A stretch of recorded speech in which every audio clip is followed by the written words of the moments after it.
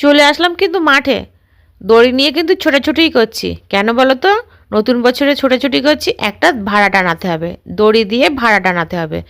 বাড়িতে রোদ্দুর নেই তো। বাড়ি প্রচুর ঠান্ডা। তার মধ্যে অন্ধকার হয়ে আসছে এক এক সময় মেঘের আবহাওয়া একদম ভালো না। তা মাঠে চলে এসেছি অবশেষে দড়ি টানাতে। মাঠে কিন্তু টানা রোদ্দুর আছে। আমাদের একটা দিদি আছে পাশের বাড়ির, সেই দিদিটা কিন্তু কাঁথা কাপড় মেলে দিয়ে গেছে। আর আমি কিন্তু এদিকে একটা দড়ি টানাচ্ছি। আর দড়িটা কিন্তু শর্ট হয়ে গেছে, একটু দড়ি লাগবে। তারপরে আমি দড়িটা আনতে গেলাম আবার বাড়িতে দড়িটা আনতে গেলে এদিকেও দেখতে পাচ্ছি সেটাও হচ্ছে না।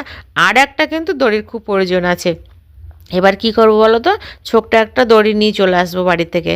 এই দেখো ছোট একটা দড়ি নিয়ে চলে এসেছি। এসে দড়িটার সাথে বেশ ভালোভাবে গিঁট দিয়ে নিচ্ছি। নিয়ে দড়িটা পেরে এবার লম্বা বানিয়ে নেব। নিয়ে এবার কিন্তু আম গাছের ডালে কিন্তু বেঁধে নেব।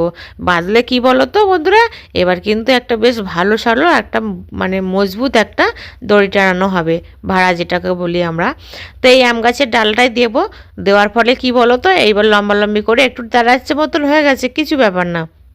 এখানে না বাসের ভাড়া দিলে হবে না, কেননা এই জমিটা কিন্তু আমাদের এখানে একজনের, আমাদের কিন্তু জমি না। তাই আমরা সাহস করে আর কিছু করতে পারছি না। তারপরে দেখো আমি দড়িটা বেশ সুন্দর করে টানিয়ে এনেছি। এদিকে দড়ি কিন্তু শর্ট হয়েছিল, তারপরে কিন্তু আবার বেশিও হয়ে গেল।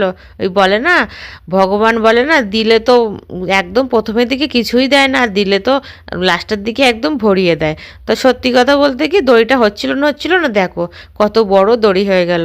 কিন্তু আমার ভাড়াটা টানানো ভুল হয়েছিল, পরেক্ষণ আমি বুঝতে পেরেছি। এইখানে ভাড়া টানানোর পরে পাশে আরেকজন ভাড়া টানিয়েছে।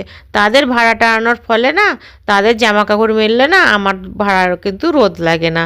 কিন্তু সত্যি কথা বলতে কি, খারাপ লাগে যে আমি তো ভাড়া টানিয়েছি, তার পাশ দিয়ে যদি অন্য কেউ ভাড়া টানায়, আমি যে জামা কাপড়গুলো মেলেছি না, সেগুলো কিন্তু আর শোকাচ্ছে না।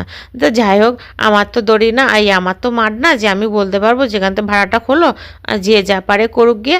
আমি কারোর কথায় কান দিই না, সত্যি কথা বলতে কারোর কথা বলিও না।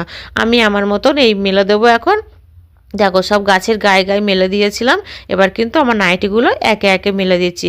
আর বন্ধুরা কি জানো তো, হিংসা করতে নেই।